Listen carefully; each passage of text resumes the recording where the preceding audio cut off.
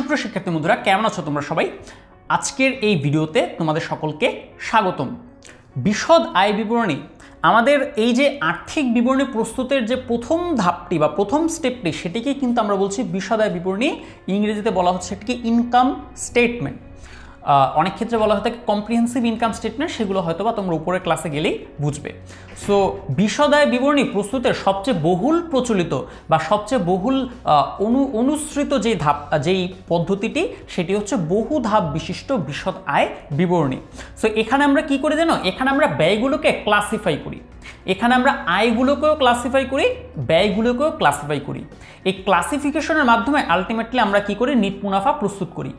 বলে রাখা ভালো, আমরা এক ধাপ বিশিষ্ট বা বহু ধাপ বিশিষ্ট যেভাবেই প্রস্তুত করি না কেন, আলটিমেটলি অ্যান্সার কিন্তু সেম আসার কথা এবং আলটিমেটলি অ্যান্সার কিন্তু সেম আসতেই হবে। যদি এমন হয় একই ম্যাথ তুমি এক ধাপ বিশিষ্টতে ফলো করে এক অ্যান্সার পেলে, বহু ধাপ বিশিষ্টতে ফলো করে আরেক অ্যান্সার পেলে, তোমাকে ধরে নিতে হবে ম্যাথটিতে ভুল আছে, মানে ম্যাথটিতে ভুল নয়, তোমার ক্যালকুলেশনে হয়তো বা ভুল আছে। সো বহু ধাপ বিশিষ্টতে আমরা কি করি? জাস্ট ব্যয়গুলোকে কিছু ক্যাটাগরির ভেতর ফেলি, আয়গুলোকে একইভাবে কিছু ক্যাটাগরির ভেতরে ফেলি। সো আমাদের বহুধাপ বিশিষ্ট বিশদ আয় বিবরণী স্টার্টিং পয়েন্ট হয় এখান থেকে। আমরা সবার আগে নিট বিক্রয় প্রস্তুত করি, নিট বিক্রয় বের করি। নিট বিক্রয় কীভাবে বের করি? দেখো, আমাদের রেওয়া মিলে বিক্রয় দেওয়াই থাকে, রেওয়া মিলে বিক্রয় দেওয়া থাকে। সেখান থেকে আমরা কি বাদ দিই? বিক্রয় ফেরত বাদ দিই এবং বিক্রয় বাট্টা বাদ দিই। যদি কোনো অলিখিত বিক্রয় থাকে সেটা এটার সাথে যোগ করি। ধরো সমন্বয় দেওয়া থাকলো ধারী বিক্রয় হিসাবভুক্ত হয়নি, সো সেটাকে আমরা অলিখিত বিক্রয় হিসেবে আমরা এটাকে এখানের সাথে যোগ করি, এই বিক্রয়ের সাথে যোগ করি। আলটিমেটলি আমরা যে ফিগারটি পাই সেটি হচ্ছে আমাদের জন্য নিট বিক্রয়। সো গেল নিট বিক্রয়। এই নিট বিক্রয় থেকে আমরা বাদ দিই বিক্রিত পণ্যের ব্যয়। এই বিক্রিত পণ্যের ব্যয় বের করা, এটার জন্য একটি আলাদা কম্প্রিহেন্সিভ আলোচনা প্রয়োজন। তবে আপাতত আমি সংক্ষেপে তোমাদেরকে বিষয়টি দেখাচ্ছি। বিক্রিত পণ্যের ব্যয় বের করার জন্য আমাদেরকে যেটা করতে হয়, সবার আগে দেখাতে হয় প্রারম্ভিক মজুদ। প্রারম্ভিক মজুদ এটা রেওয়া মিলেই দেওয়া থাকে, সমন্বয়ে প্রারম্ভিক মজুদ আমরা পাই না। প্রারম্ভিক মজুদের সাথে আমাদের যোগ করতে হয় নিট ক্রয়। সো প্রারম্ভিক মজুদের সাথে কি যোগ করতে হয়? নিট ক্রয়। এখন নিট ক্রয় কিভাবে বের করব? নিট ক্রয় বের করার পদ্ধতি ঠিক নিট বিক্রয়ের মতোই। সেই ক্ষেত্রে আমাদের কি করতে হয়? ক্রয় থেকে ক্রয় ফেরত বাদ দিতে হয়, ক্রয় বাট্টা বাদ দিতে হয় এবং যদি কোনো অলিখিত ক্রয় থাকে সেই অলিখিত ক্রয়টা আমাদের কি করতে হয়? ক্রয়ের সাথে যোগ করতে হয়। আর ক্রয় কোথায় পাবো? ক্রয় পাবো আমরা রেওয়া মিলে। সো এই যে নিট ক্রয়, এটা বের করার পদ্ধতি আশা করি সকলের কাছেই পরিষ্কার। এবং এর সাথে কিছু বিবিধ প্রত্যক্ষ খরচ যোগ করব আমরা। প্রত্যক্ষ খরচ কি কি হতে পারে? হতে পারে মজুরি, হতে পারে ক্রয় পরিবহন, জাহাজ ভাড়া, আমদানি খরচ। তো এই প্রত্যক্ষ খরচসমূহ আমরা কি করব? যোগ করব। তাহলে বিষয়টা একটু খেয়াল করো, আমরা বিক্রিত পণ্যের ব্যয় কীভাবে বের করছি? প্রারম্ভিক মজুদ যোগ নিট ক্রয় যোগ প্রত্যক্ষ কিছু খরচসমূহ, এইখান থেকে বাদ দিব, এই তিনটার যোগফল থেকে আমরা বাদ দিব সমাপনী মজুদ পণ্য। আর সমাপনী মজুদ পণ্য আমরা কি রেওয়া মিলে পাই? না, পাই না। আমরা সচরাচর রেওয়া মিলে সমাপনী মজুদ পণ্য পাই না। খুবই আনইউজুয়াল একটা টাইমে সমাপনী মজুদ পণ্য পাই, সেটাও আশা করি তোমাদের সকলেই জানো।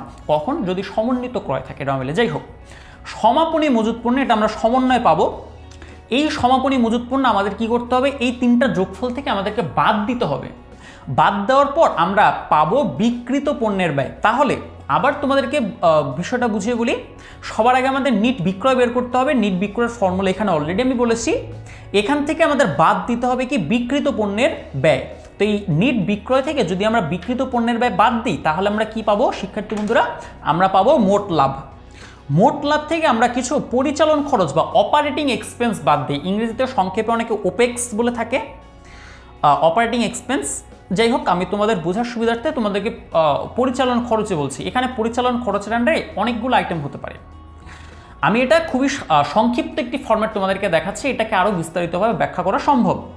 পরিচালন খরচের আন্ডারে একটি ব্যবসায় পরিচালনা করার জন্য যে সকল খরচসমূহ আমাদের বহন করতে হয়, যেমন বেতন, ভাড়া কর, বিদ্যুৎ খরচ, ডাকতার, টেলিফোন, এই সকল রকম খরচ আমাদেরকে বহন করতে হয়। এবং আলটিমেটলি আমরা এইভাবে কী পাই বলতো শিক্ষার্থী বন্ধুরা?